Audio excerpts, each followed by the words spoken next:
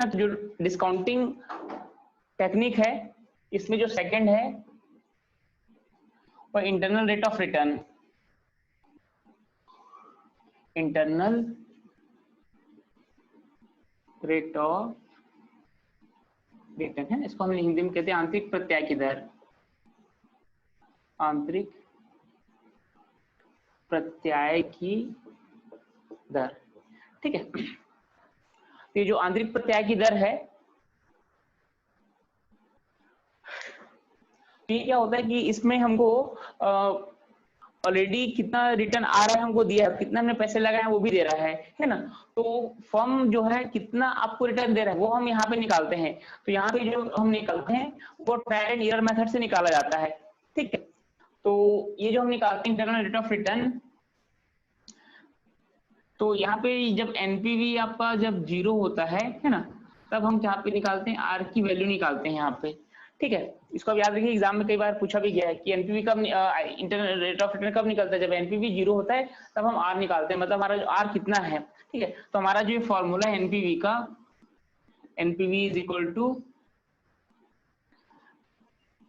ये summation of I is equal to 1 to n CI 1 + R to the power I है ना, ये है, ये फॉर्मूला हमारा। ठीक है, तो यहाँ पे क्या होता है और माइनस C0 है, ये है ना, ये अपना एनपीवी का फॉर्मूला कल देखे थे, क्लियर है ये ना। तो ये सभी है आपके टोटल कैश इनफ्लो है, ये है ना, net present value of total cash inflow, और C0 क्या आपका कैश आउटफ्लो है जो हमने बिजनेस फॉर्म में लगाया है। जब हमारा एनपीवी 0 हो जाएगा तो कितना हो जाएगा, ये C0 इधर आ जाएगा, is equal to summation of I is equal to 1 to n CI 1 + R to the power I। तो यहाँ पे जो R है ना, ये R क्या है, ये है इंटरनल रेट ऑफ रिटर्न है, ये इंटरनल रेट ऑफ रिटर्न। तो यहाँ पे जो स्मॉल r है ये आपको नहीं दिया रहेगा, इसी को हमको निकालना पड़ता है। ठीक है, और इससे पहले वाले मेथड में क्या होता है, आर की वैल्यू दी होती है, उसमें आप हमेशा याद रखिए यहाँ पे जो R internal rate of return है ये क्या होता है, ये अननोन होता है ये। ठीक है, इसी को हम कैलकुलेट करते हैं। तो आपको क्या दिया रहेगा, C0 का वैल्यू दिया रहेगा और C1 का दिया रहेगा, C1 C2 C3 CI का वैल्यू दिया रहेगा। तो उसको हमको क्या करना है, आर की वैल्यू को हम ट्रायल एंड एरर मेथड से कैलकुलेट करके निकालते हैं। ठीक है, तो एक छोटा सा मैं एग्जांपल लेता हूं, उसमें इसको हम समझने की कोशिश करते हैं। ठीक है, फिर मैं इसका डेफिनेशन वगैरह बताता हूँ क्या होता है। तो जैसे मान लीजिए कि हमने 100 रुपया लगाया है ना, 100 रुपया हमने किसी बिजनेस पे लगाया है ना, पहले साल हमको इसके माध्यम से 50 रुपया मिला, और दूसरे साल इसके माध्यम से हमको मान लीजिए ये 100 रुपया मिला। ठीक है, 2 साल का लेके देते हैं। तो अब हमको इसमें इंटरनल रेट ऑफ रिटर्न कितना होगा, तो इसको सीधा वैल्यू पुट कर देते हैं। ठीक है, तो C0 कितना है अपने पास में 100 है ना, तो यहाँ पे I = 1 रखेंगे तो कितना आ जाएगा ये है ना, सपोज को C1 1 + R और कितना लिखेंगे C2 1 + R है ना, 2 साल के लिए है। तो ये क्या होगा, I की वैल्यू एक बार 1 होगी फिर एक बार 2 होगी, इस प्रकार लिखेंगे इसको। ठीक है, तो और C0 यहाँ पे कितना 100 है, और C1 कितना यहाँ पे ये है, ये 50 है, और ये 1 + R होगा, और ये कितना है आपका ये C2 100 है ये, और ये 1 + R का इधर स्क्वायर होगा है ना। तो ये हम 1/R क्यों करते हैं, इसे प्रेजेंट वैल्यू निकालने के लिए है ना। तो इसका क्या निकल रहा है, प्रेजेंट वैल्यू निकल रहा है। तो इसमें हम R की ना कुछ वैल्यू रख के देखते हैं, है R की वैल्यू रखते हैं, उसको कैलकुलेट करके देखते हैं कितना आएगा। ठीक है, तो R का वो वैल्यू जिसके लिए आपका जो ये वैल्यू है C0 और ये वैल्यू, मतलब दोनों साइड क्या हो बराबर आना चाहिए, तो वो वैल्यू क्या होगा आपका इंटरनल रेट ऑफ रिटर्न होगा। ठीक है, तो इसमें जब हम डेफिनेशंस का पढ़ते हैं तो इसमें ये आता है कि आंतरिक प्रत्याय की दर वह दर है जो रोकड़ प्रवाह के, जो रोकड़ के आंतरिक प्रवाह और बाह्य प्रवाह के वर्तमान मूल्य को बराबर कर दे। ठीक है, तो ये क्या आपका रोकड़ का बाह्य प्रवाह है, कैश आउटफ्लो है ये है ना। तो ये कैश फ्लो का C0 को हम जनरली क्या बोलते हैं, कैश आउटफ्लो बोलते हैं ना, और इधर का क्या कैश इनफ्लो है। तो यहाँ पे जो कैश इनफ्लो और कैश आउटफ्लो है दोनों का नेट प्रेजेंट वैल्यू जिसको दोनों बराबर कर देता है उसी को हम क्या बोलते हैं, आई बोलते हैं, और सॉरी इसको अपन आर बोलते हैं। ये क्या आपका इंटरनल रेट ऑफ रिटर्न है। मैं इसका डेफिनेशन भी बताता हूँ उसको, तो इसको आप समझे कुछ करते हैं। तो ये जो आर, इसको हम क्या निकालते हैं, हिट एंड ट्रायल से निकालते हैं इसको, ठीक है। तो मान लीजिए आर की वैल्यू आप मान के चलते हैं 0.1 है, ठीक है। तो 0.1 में इसकी वैल्यू निकाल के देखते हैं कितना आएगा। तो 100 ये हो जाएगा 50 अपॉन प्लस 0.1 और ये हो जाएगा 100 1 प्लस 0.1 का स्क्वायर। तो इसको सॉल्व करके देखिए ये वाली वैल्यू कितनी आ रही है, सॉल्व करके बताइए आप लोग, है ना। आप लोग इसको सॉल्व करके देखिए, हो जाएगा 1.1 हो जाएगा 100 उनका होल स्क्वायर।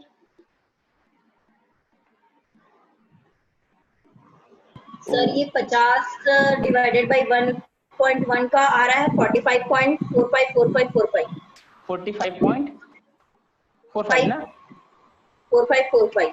हाँ ठीक है। और इसका कितना आ रहा है? हाँ सर उसको बता रही हूँ। तो ये जाएगा 11 का स्क्वायर 121 आएगा, है ना। 1 पॉइंट हो जाएगा 100 अपॉन 1.21। इसको करके देखिए 100 अपॉन 1.21 82.644681। हाँ 82.644 ठीक है, इतना ही काफी है। हाँ हाँ, तो इसको अगर हम ऐड करेंगे तो कितना हो जाएगा, ये 5 4 हो जाएगा 9 6 4 10 10 की 0 मसला 1 तो एक 6 2 8 है ना, और 8 4 12 तो कितना हो गया 128 हो गया है ना इसकी वैल्यू। तो इसकी वैल्यू कितनी आनी चाहिए? हाँ, तो इसकी वैल्यू कितनी आनी चाहिए थी हमको? 100 आना चाहिए, लेकिन 100 नहीं आया है। अब इसकी वैल्यू को हमको कम करना है, तो आर की वैल्यू को हम बढ़ाएंगे कम करेंगे, है ना। हमने यहाँ पे क्या लेके देखा, आर इज इक्वल टू 10% लेके देखा था हिट एंड ट्रायल मेथड से, तो इसमें हमको वैल्यू ज्यादा आ गई है ना। तो हमको क्या करना पड़ेगा, इसकी वैल्यू को बढ़ाना पड़ेगा। तो इसके नीचे का वैल्यू बढ़ेगा तो क्या होगा, ऊपर की वैल्यू कम होगी, है ना। तो आर की वैल्यू हम क्या कर सकते हैं, 15% में निकाल के देखते हैं, ठीक है।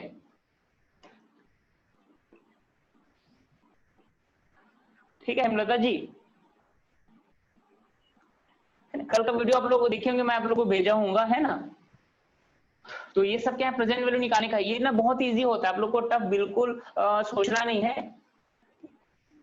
तो इसको इसलिए डिवाइड करते हैं क्योंकि हमको ये 50 रुपए कब मिलने वाला है, 1 साल बाद मिलने वाला है। तो उसका अभी का पैसा कितना होगा, तो उसको 1 प्लस आर करते हैं ना, तब हमको क्या पता चलता है अभी का वैल्यू उसका कितना होगा। और आपको जो 100 रुपए कब मिलने वाला वो 2 साल बाद मिलने वाला है। तो हमने ये क्वेश्चन अपना ऐसा है कि हमने C0 इतना पैसा लगाया है अभी, है ना, और ये 1 साल बाद हमको C1 मिलेगा और 1 साल बाद हमको C2 मिलेगा। तो इसमें इस केस में हमारा R कितना होगा, ठीक है। तो इसमें तो हमारा आया नहीं है ना, तो हिट एंड ट्रायल मेथड है। तो इसमें हमको ना रटना नहीं, समझना है चीजों को, है ना। ये आपको एग्जाम में नहीं आएगा, लेकिन कॉन्सेप्ट क्लियर होगा ना तो कहीं से भी क्वेश्चन आएगा आप लोग का बन जाएगा, ठीक है। अब इससे बना के देखते हैं, ये हो जाएगा 100 इज इक्वल टू 50। अब इसको 15% लेंगे तो इसको आर का वैल्यू कितना हो जाएगा, 0.15 हो जाएगा, ये है ना। तो जाएगा 1 प्लस 0.15 जाएगा 100 अपॉन 1 प्लस 0.15 का होल स्क्वायर, है ना। जाएगा 50 1.15 जगह 100 1 प्लस 15 का होल स्क्वायर। तो देखिए इसको कितना आया है ना, कैलकुलेटर से यूज करके बताइए क्योंकि हम कॉन्सेप्ट बता रहे हैं ना। 43.478। ओके ओके, हाँ ठीक है। इधर का वो सर बता रही हूँ। हाँ ठीक,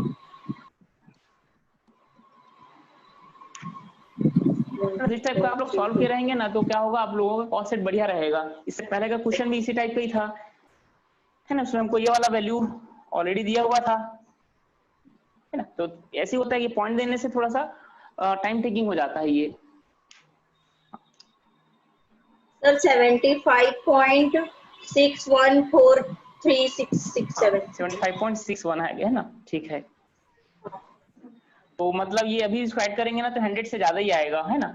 मतलब ये तो इसी तरीके से इसको निकालते हैं। तो आर की वैल्यू कितना रखे देख सकेंगे, 20 रखेंगे 50 रखेंगे, ठीक है। तो जो भी आए वैल्यू हम इसको क्या करेंगे, अभी बढ़ाते जाएंगे। और यहाँ पे अगर मान लीजिए अगर 100 से कम आ गया तो क्या करेंगे, फिर उसको कम करेंगे। तो ये आपका क्या हिट एंड ट्रायल मेथड है। तो इसमें हम आर की वो वैल्यू रखेंगे यहाँ पे, है ना, जिससे इसकी वैल्यू इधर 100 है तो इधर भी 100 आ जाए, है ना। मतलब C0 ये वाला वैल्यू और ये वाला वैल्यू तो आपको, है ना, आर का वो वैल्यू जो C0 और CI इनको बराबर करे, उसी को हम क्या बोलेंगे, इंटरनल रेट ऑफ रिटर्न बोलते हैं, ठीक है।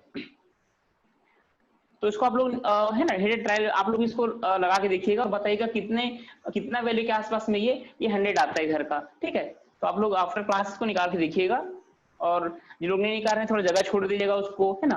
तो जो आंसर ग्रुप में आप उसको भेज दीजिएगा, तो उसके आसपास में उसको आप कैलकुलेट करके देखना। Okay sir. ठीक है, हाँ। तो मैं कॉन्सेप्ट बता रहा था, ये मतलब हम इसको निकालते कैसे आते हैं ना, तो निकालते हैं। तो देखिए 20 के आसपास हो सकता है आ जाएगा ये, है ना। सर सर बताइए बताइए। सर C0 जैसे हम प्रीवियस एनपीवी मेथड में देखे थे तो वो कैश आउटफ्लो और इनफ्लो था। ये कैश इनफ्लो और आउटफ्लो, बट ये C2 मतलब मुझे नहीं समझ आ रहा है सर, C2 100 कैसे लिए?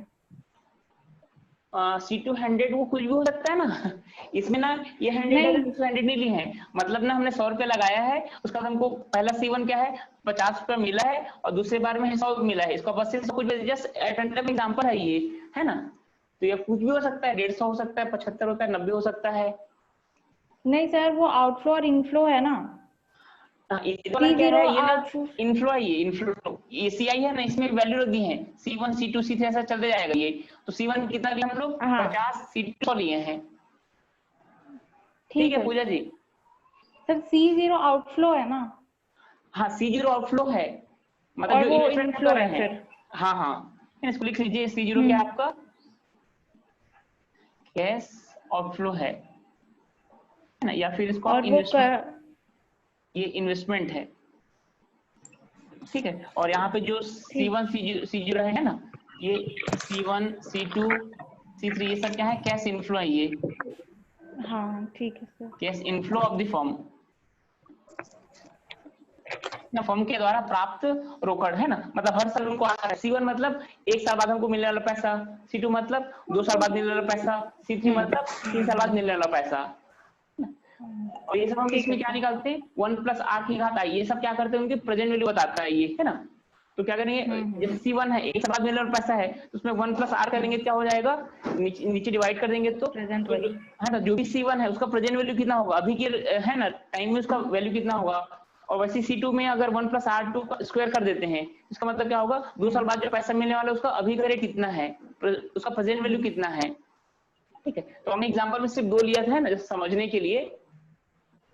ठीक है सर। हाँ हाँ, तो बाकी सभी को क्लियर है ना। ज्योति जी क्लियर है जी सर। थे क्या? ठीक सर क्या? क्लियर है ना, ये समझ में आया ना। जी सर। हाँ, ये एनपीवी और IRR है ना, बढ़िया समझिए इसको। इसके में एकदम घुमा घुमा क्वेश्चन पूछते हैं, एक बार कॉन्सेप्ट क्लियर होगा तो आप लोगों का हर क्वेश्चन बन जाएगा, है ना। टाइम मत देखिए कितना टाइम इसमें लग रहा है हमको एक चीज में, लेकिन एक इसमें ना फाइनेंस में चीजें कम है, एकदम कॉन्सेप्चुअल है ना। एक बार उसको आप समझ जाएंगे ना तो लाइफ में कभी नहीं भूलेंगे आप। सर वो जो आपका बुक लेके चले गया था सर, उनको बोले क्या बुक लाने के लिए सर, आप क्वेश्चन देंगे बोले थे। हाँ हाँ ले आया, उसको मैं आज क्वेश्चन देता पर ही छोड़ा था। ठीक है सर। तो अच्छा कि मुझे याद आ गया वो। हाँ हाँ हाँ, उसका क्वेश्चन ना मैं ग्रुप में भेजूंगा, है ना, फिर इसका और रिटर्न से क्वेश्चन। सर क्वेश्चन ग्रुप में एक बार उस पर बेस्ड क्वेश्चंस कैसे आते हैं, क्वेश्चन और सॉल्यूशन करके बता देते। क्या चीज? सर एक बार आप खुद से ना 3-4 क्वेश्चन लेके बता देते कि कैसे आते हैं, फिर ग्रुप में सेंड करते, हाँ, तब हम लोग सॉल्व कर लेते। पहले ये ना टॉपिक खत्म हो जाए ना, फिर टॉपिक से कैसे कैसे क्वेश्चन आते फिर बताता हूँ, है ना। पहले टॉपिक तो खत्म कर लें। जी हाँ हाँ ठीक है, बताऊंगा तभी तो मतलब रहेगा ना कि आपको तभी तो लगेगा ना कि अपनी जो पढ़ाई है कितनी वर्थफुल है ना। जो अगर इसके बेस पे जो भी क्वेश्चन आ रहे हैं वो बन रहे हैं कि नहीं बन रहे हैं, तो ये जब ये खत्म हो जाएगा ना, ये है ना होपफुली आज खत्म हो जाएगा, तो फिर कैपिटल बस्टिंग से रिलेटेड, है ना, कौन कौन से क्वेश्चंस आए हैं वो सारे क्वेश्चंस मैं आप लोग को बताऊंगा। है ना। एक जो क्वेश्चन मैं कल कराया ना वो नेट का ही क्वेश्चन है, वो कल जो एक क्वेश्चन मैं जो करवाया था, है ना, आप लोग को याद होगा, तो वो नेट का ही क्वेश्चन है वो। है ना, उसमें लिखा भी है, आप सर ध्यान से वो देखिएगा। नेट प्रेजेंट वैल्यू का, नेट क्या प्रेजेंट वैल्यू का ना सर? हाँ हाँ, वो जो 10% वैल्यू पे दिया था ना, नेट हाँ प्रेजेंट हाँ वैल्यू हाँ फैक्टर। हाँ हाँ सर, ओके।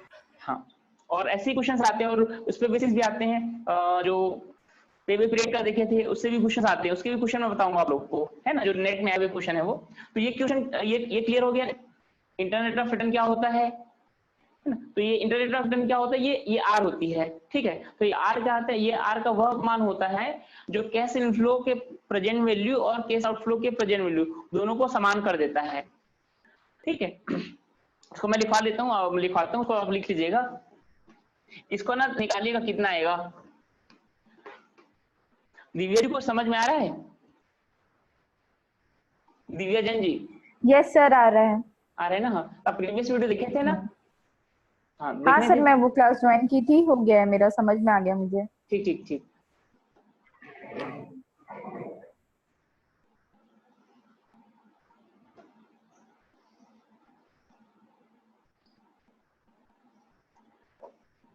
तो ये दिख रहा होगा आप लोगों को कुछ ग्रुप में,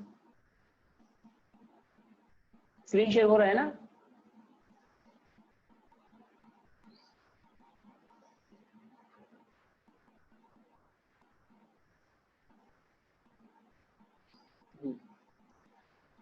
तो है ना, इसको इंग्लिश वाले लोग आप लोग लिख लीजिए, इसी से हिंदी वाले को मैं बता देता हूँ। तो क्या होता है, internal rate of return can be defined as that rate of discount at which the present value of cash inflow is equal to the present value of cash outflow। और ये जो फॉर्मूला है ना, उसमें इसको आप लिख लीजिएगा, मैं जो बताया उसको, तो उसको हिंदी में लिखिए। आंतरिक प्रत्याय की दर को इस प्रकार परिभाषित किया जा सकता है, आंतरिक प्रत्याय की दर को इस प्रकार परिभाषित किया जा सकता है कि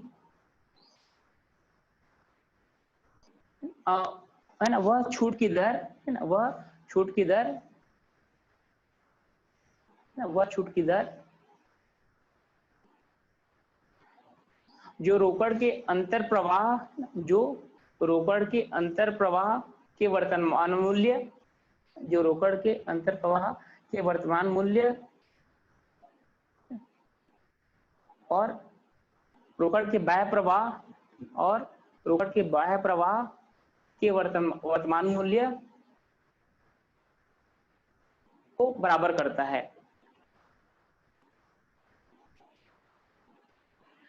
ठीक है। तो ये कंडीशन भी होता है ना, तो इसमें ये मैं आपको बता देता हूं,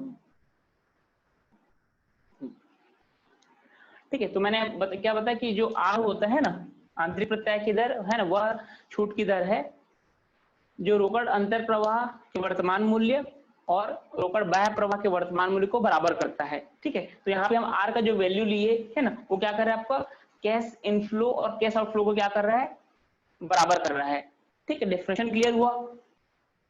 अब यहाँ पे देखिए, आर आपको कोई वैल्यू मिलेगी, है ना, और हमारा क्या होता है, एक अगर हम कोई भी बिजनेस करते हैं तो हमारा एक एक्सपेक्टेशन होता है, हमको कितना रिटर्न मिलना चाहिए, तो उसको क्या बोलते हैं हम लोग, investors required rate of return,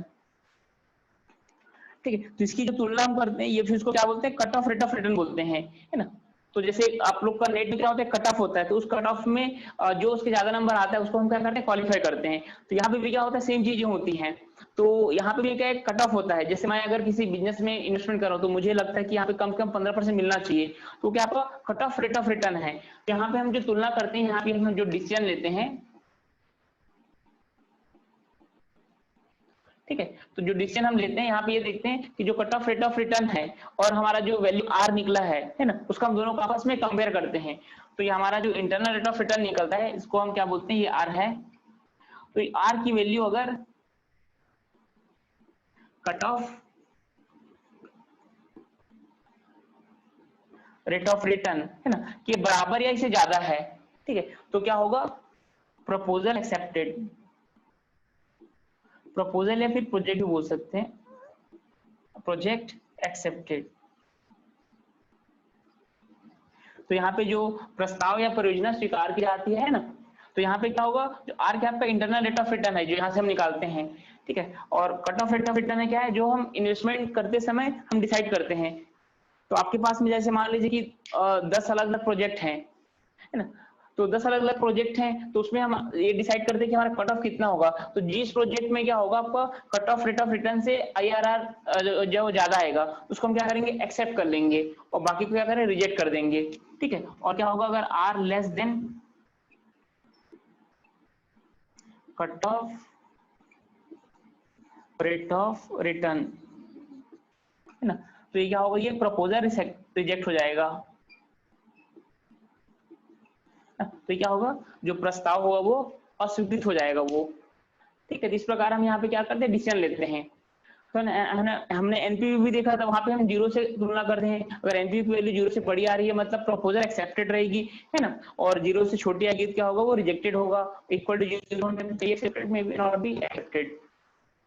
तो यहाँ पे इस प्रकार हम यहाँ पे डिसीजन लेते हैं। ये क्लियर है आप लोगों को? तो यहाँ पे हम तुलना क्या करते हैं, cut off rate of return से करते हैं, या फिर हम इसी को और क्या बोल सकते हैं, investors required rate of return. Investors required rate of return, है ना, निवेशक द्वारा चाही गई प्रत्याय दर, या फिर निवेशक के द्वारा आवश्यक प्रत्याय की दर। तो इसी से तुलना करते हैं।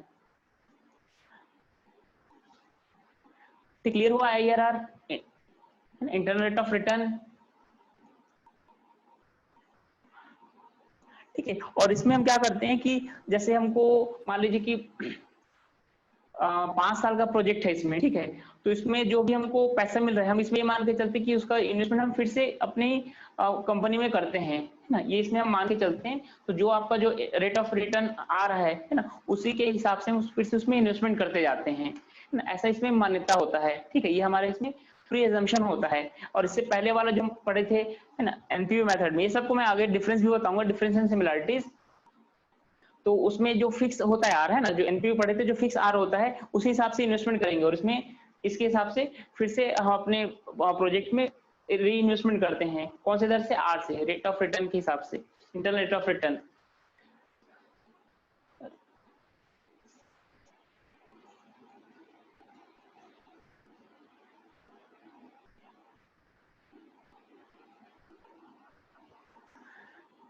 ठीक, आगे देखें, किसी को दिक्कत नहीं है ना यहां तक? पूजा क्लियर है ना? सिग्नल आ रहा है कि नहीं आ रहा है? सर अभी जो आप बोले सर लास्ट पॉइंट और बताइए ना। हाँ उसको सर, ना मैं आगे अभी कवर करता हूँ, है ना, अभी दोनों का जो सिमिलरिटी और डिफरेंस बताऊंगा उसमें बता देता हूँ। जी सर। हाँ ठीक हाँ है। हाँ, ये जब खत्म हो जाएगा ना तो दोनों के बीच में बताऊंगा तो क्लियर हो जाएगा ना। मैंने बस इतना कहा कि जैसे हमारे पास 2 चीजें हैं, एनपीवी मेथड और IRR मेथड में। तो दोनों में क्या होता है कि जो आर है, पहले वाला मेथड में आर दिया रहता है ना, सेकंड में हम क्या करते हैं, आर को निकालते हैं, ये होता है ना। एनपीवी मेथड में आर आपको दिया है, आर का वैल्यू, एनपीवी बस निकालते हैं। सेकंड वाले में क्या होता है, आर को आपको फाइंड आउट करना पड़ता है। तो इसमें जो री इन्वेस्टमेंट होता है ना, जैसे हम पैसे को फिर से लगाते हैं अपने प्रोजेक्ट में, तो इससे पहले वाला मेथड में हम ये मान के चलते हैं कि जो आर जो आपका फिक्स दिया हुआ है उसी रेट से हमको उसको इन्वेस्टमेंट करते हैं, और यहाँ पे जो आर वैल्यू निकलेगा ना इस प्रोजेक्ट में, इसके माध्यम से हम इसी दर पे उसको इन्वेस्टमेंट करते हैं फिर से। बस यही था इसका मतलब, है ना। और आगे इसमें और बताऊंगा आपको तो क्लियर हो जाएगा।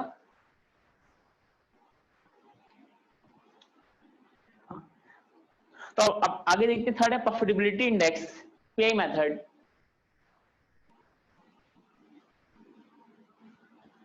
तो ये दोनों का ना आपको कंपेयर भी बताऊंगा, कंपैरिजन है, इससे भी क्वेश्चंस आते हैं IRR और एनपीवी मेथड में, क्या क्या सिमिलरिटीज होती है, क्या क्या डिफरेंसेस होते हैं।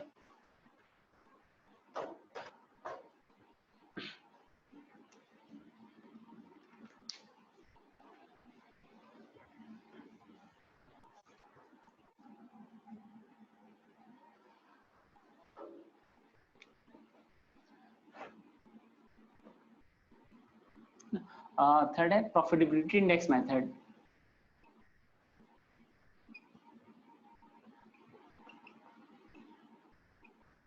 इंडेक्स इसको पीआई बोलते हैं ना, pi method, profitability index method.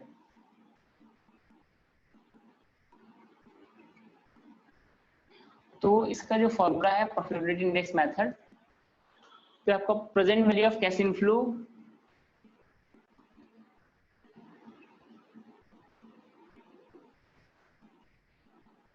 Present value of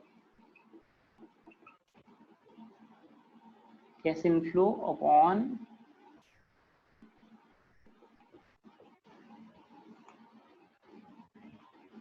present value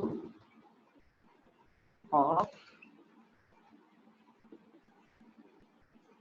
case outflow. ठीक है, तो यहाँ पे जैसे हमने देखा था C0 क्या था, केस आउटफ्लो था, है ना, और C1 C2 C3 ये सब क्या थे आपके कैश इनफ्लो हैं। तो बस इसको डिवाइड करेंगे ना, present value of cash inflow divide by present value of cash outflow. तो ये क्या आपका प्रॉफिटेबिलिटी इंडेक्स है ये। तो ये जो प्रॉफिटेबिलिटी इंडेक्स क्या बताता है, ये कैश इनफ्लो और कैश आउटफ्लो की जो प्रेजेंट वैल्यू है उसके बीच में एक रिलेशन बताता है ये। ठीक है,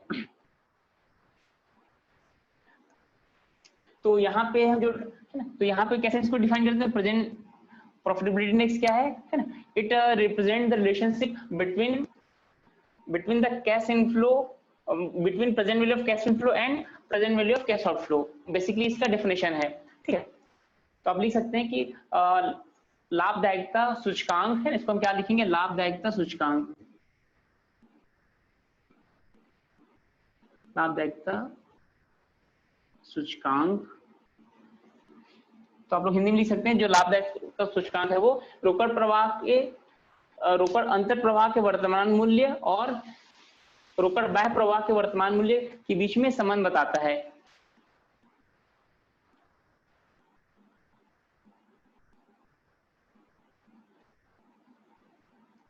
ठीक है, तो ये क्या होता है लाभदायकता सूचकांक है ना, यह रोकड़ के अंतर प्रवाह के वर्तमान मूल्य और रोकड़ के बाह्य प्रवाह के वर्तमान मूल्य के बीच में संबंध को बताता है। और इसमें जो हम डिसीजन लेते हैं, ठीक है, तो यहाँ पे हम जो डिसीजन लेते हैं वो ये हम 1 से इक्वेट करते हैं।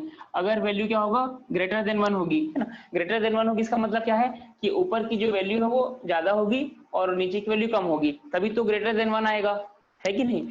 तो जब पीआई की वैल्यू ग्रेटर देन 1 होगी तो जो प्रपोजल होगा या फिर जो प्रोजेक्ट है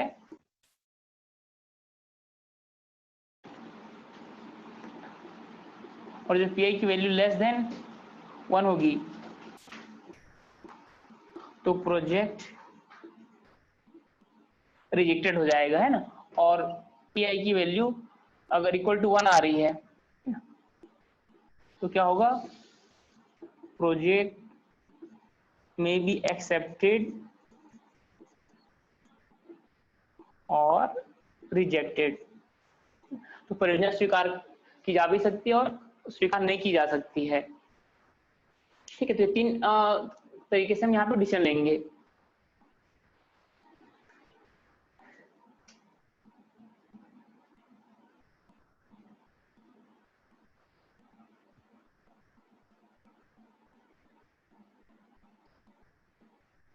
तो ये आप देख सकते हैं स्क्रीन में।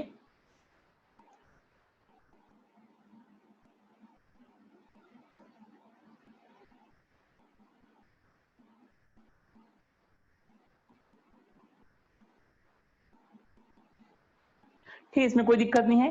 इसका नेक्स्ट देखते हैं। क्लियर है ना ये प्रॉफिटेबिलिटी इंडेक्स। ठीक, तो इसमें एक अगला देखते हैं। ये तो प्रॉब्लम करके बता चुका हूं।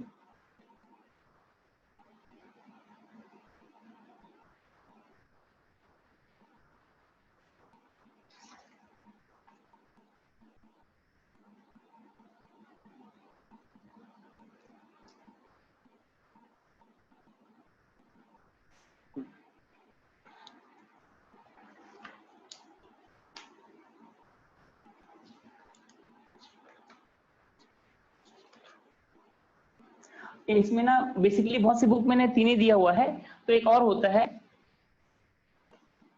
हालांकि उतना वो इम्पोर्टेंट नहीं है, बट मैं आप लोग को बता देता हूँ, इसका एक चौथा भी होता है ना। कभी कभी पूछ दिया कौन सा टाइम एडजस्टेड वैल्यू का टाइप है, कौन सा नहीं है, इसका जो चौथा है वो टर्मिनल वैल्यू मेथड।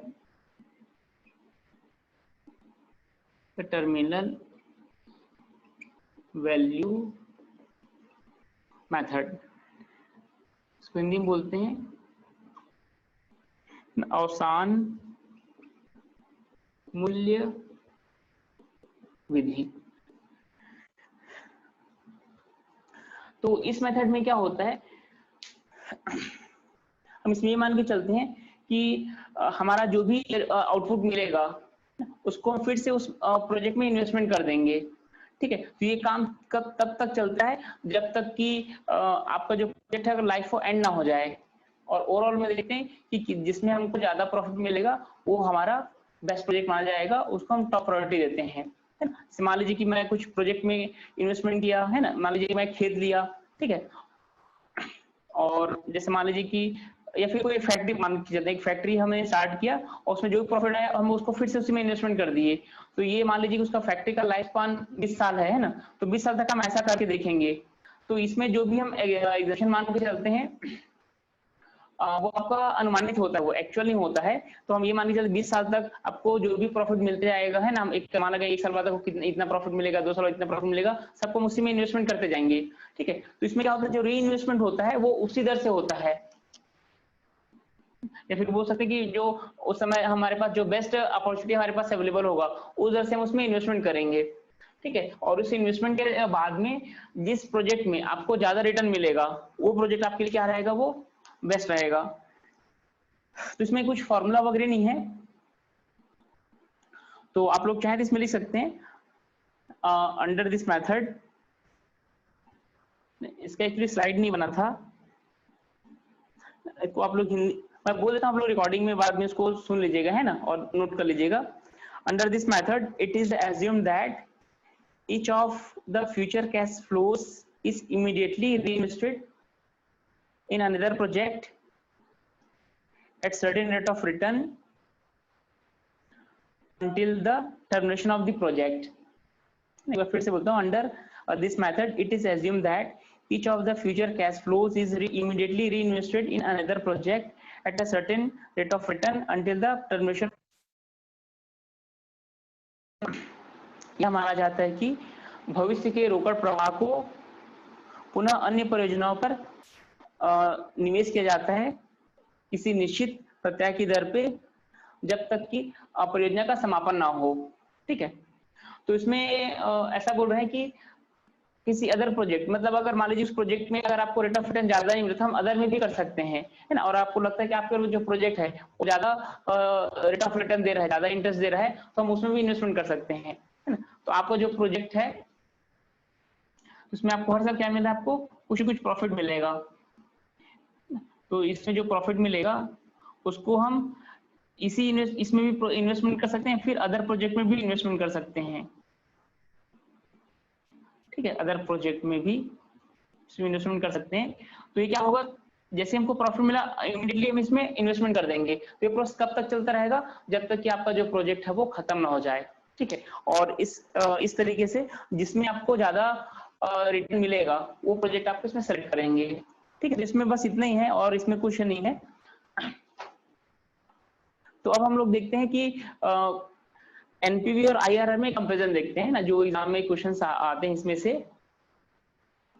ठीक है, तो एक्चुअली इसमें टाइम का है, इसमें 40-40 मिनट का रिकॉर्डिंग होता है। तो अगला जो है, ठीक है, तो जो अगला वीडियो बस 5 मिनट बाद हम लोग रिकनेक्ट होते हैं, फिर आपको दोनों का कंपैरिजन बताता हूँ। ठीक है, तो फिर पूरा जो 40 मिनट है वो पूरा रिकॉर्ड हो जाएगा। ठीक है, फिर से एक बार रिकनेक्ट होते हैं, तब तो आप लोग भी पानी वगैरह पी लीजिए। ठीक है पूजा जी? ठीक है सर। हाँ हाँ, ना एक्चुअली वो 40 मिनट ना होने वाला था, 10 मिनट का एक मैसेज आ गया था, अभी 2 मिनट बाकी बता रहा है। ठीक है सर। हाँ हाँ, मैं तुरंत लिंक सेंड करता हूँ।